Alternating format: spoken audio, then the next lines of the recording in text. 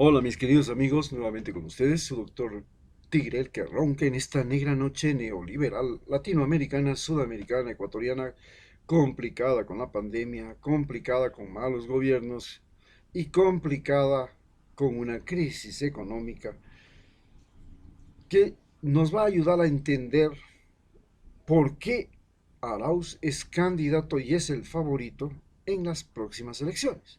¿Por qué se sucede esto? Recordemos que estando en plena pandemia y antes, el gobierno de Lenin Moreno, una persona con discapacidad física, sin estudios y sin relaciones sociales que demuestren capacidad de liderazgo, fue un burócrata en los gobiernos de Abdalá Bucaram, de Yamil Mawad, de Gutiérrez, al cual lo traicionó. Lo que me llama la atención es que cómo no se dieron cuenta que ya había traicionado a Gutiérrez y no lo iba a traicionar a, a Correa. Lo curioso es eso, porque uno de los pensamientos que tenía Correa es lo malo de los traidores es que nunca cambian, ¿no? Lo primero que hizo, pues, cuando llegó a su gobierno, todos sabemos, es restaurar las relaciones con Estados Unidos, entregarle a Assange, y luego comenzó una persecución a Correa implacable, para lo cual utilizó una consulta popular, utilizó el Consejo Interior de Participación Ciudadana, una entidad, un poder, un quinto poder del Estado que no existía y que no existía con la estructura que le dio, donde puso cinco personas señaladas a dedo, escogidas por él, y estas personas a su vez crearon el Consejo Nacional de la Judicatura con nuevos jueces, intervino en el Consejo Nacional Electoral, en la Superintendencia de Compañías, de Banco, de Comunicaciones, de Comercio Justo, poniendo directores. Así se apropió del poder. Y una vez que estuvo en el poder, comenzó a desacreditar al socialismo del siglo XXI. Se fue a Chile a la reunión de formación de Prosur y en Prosur comenzó a maldecir a Correa y a todo el socialismo del siglo XXI del que él había sido parte durante 10 años. Y su gobierno se dedicó a concentrar la riqueza en lugar de distribuirla, llegando a entregar 4.500 millones de dólares en impuestos que debían los más ricos y creando un desbalance presupuestario en el Ecuador. No se contentó con eso, les entregó embajadas, sobornó, entregó becas, entregó cornetes discapacitados, entregó hospitales, hizo un reparto y todo eso para ganar votos dentro de la asamblea y favores de los partidos políticos, la simpatía de los partidos políticos y de sus dirigentes que eran, ya los vamos a analizar, la vieja guardia.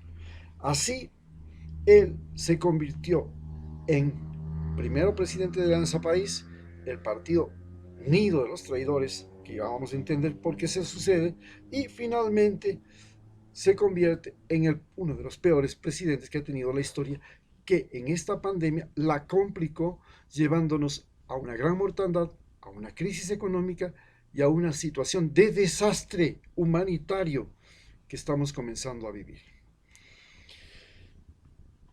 ¿Quiénes fueron los aliados de Lenin Moreno? Que están casi todos de candidatos, excepto Arauz. Tenemos en estas elecciones 14, 15, ya no tenemos 14, tenemos 15, porque ya aceptaron a Alvarito Novoa también. Tenemos 15 candidatos. De esos 15 candidatos, uno, solo uno, no fue aliado de Moreno. El resto, los 14 sí. Y piensan que siendo un montón y siendo una gallada le van a intimidar a uno.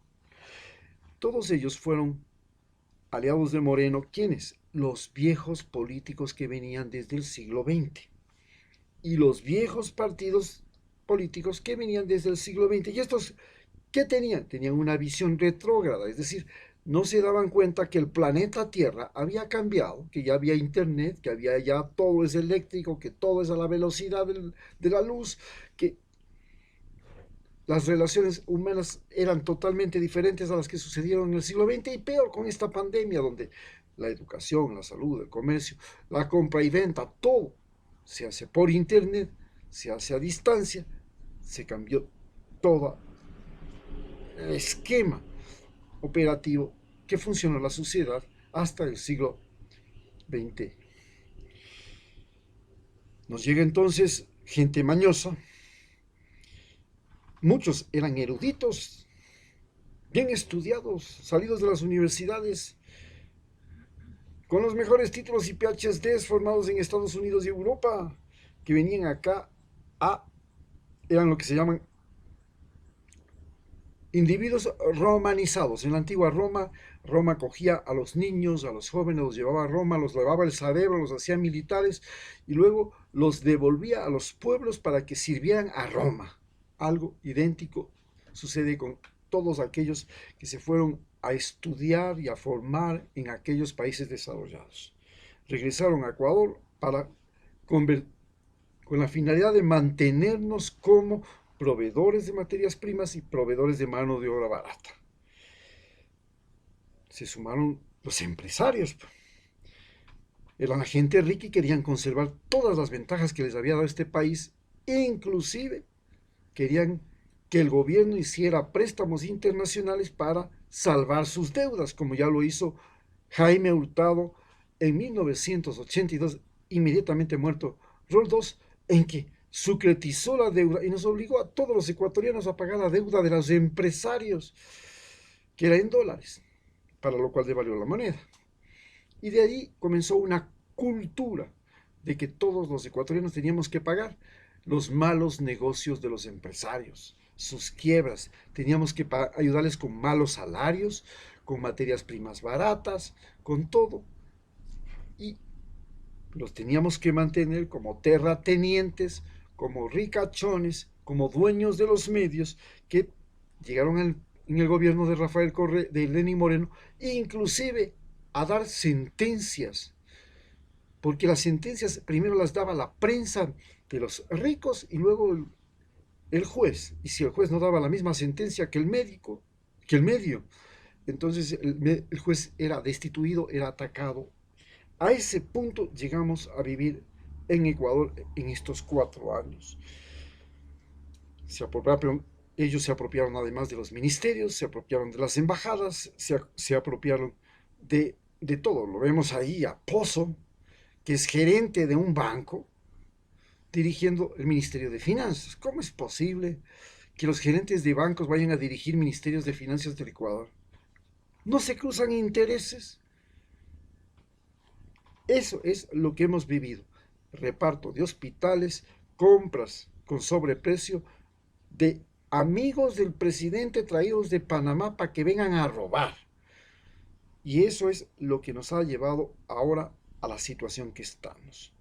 Todos contra Correa. ¿Quién es Correa? ¿Quién era Correa? Correa pues era un economista, profesor. Se diferencia de Arauz, que es un economista funcionario. Era un ideólogo del socialismo del siglo XXI, era parte de los ideólogos e idealistas del socialismo del siglo XXI que comprenden Chávez, Lula, Evo Morales, los Kirchner, José Mujica, inclusive Bachelet. Estaban entre esos líderes sudamericanos que formaron UNASUR y que además se atrevieron a decirle a Estados Unidos, sabe, hasta aquí nomás, y de Ecuador se va saliendo la base de Manta, por favor, fuera, y no vamos a seguir la guerra del narcotráfico. Ese es un cuentito que ustedes lo tienen para controlar la policía, el ejército y la justicia, y vamos a hacer muchas obras, muchas construcciones, vamos a crear derechos. Recordemos que creó una nueva constitución que nos dio nuevos derechos a los ecuatorianos. Y su época fue una época del boom de los empleos públicos, las obras públicas, pero también nació Alianza País.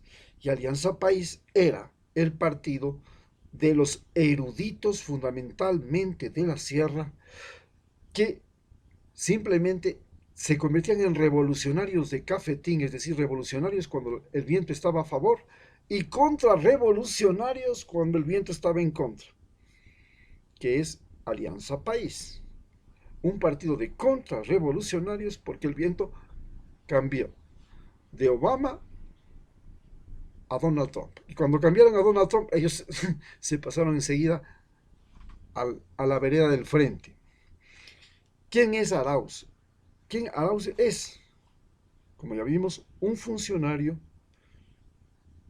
un economista, pero básicamente un funcionario que, junto con Rabascal, estaban a favor de Correa. No es conocido, no ha sido un líder, no ha estado al frente de una protesta, no ha estado al frente de un partido político, no ha estado al frente de una gran empresa, no ha estado al frente de un sindicato, no ha estado al frente de una organización campesina, nada de eso.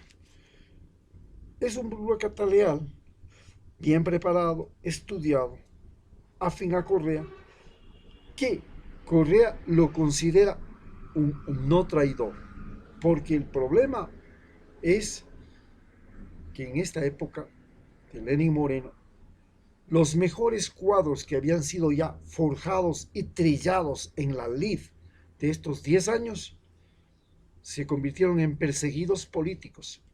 Muchos tuvieron que fugar del país y otros están en la cárcel. Se les dictó sentencia. Se buscó la quinta pata al gato, se puso jueces, se hizo juicios, todo fue una trama para conseguir que ningún correísta pudiera participar, y ese era el plan desde el año 2019, en el que se procuró a toda costa evitar la participación de Correa. Se le eliminó su partido, Revolución Ciudadana. Quiso participar con Compromiso Social, logró participar con Compromiso Social, ganar la prefectura de Pichincha, la prefectura de Manabí, y pare de contar, le borraron a Compromiso Social también. Quiso participar nuevamente, ahora quiso participar con eh, Centro Democrático, y ha tenido que pasar hasta el mes de diciembre, hasta prácticamente mediados de diciembre, con la incertidumbre de si le permiten o no permiten la participación.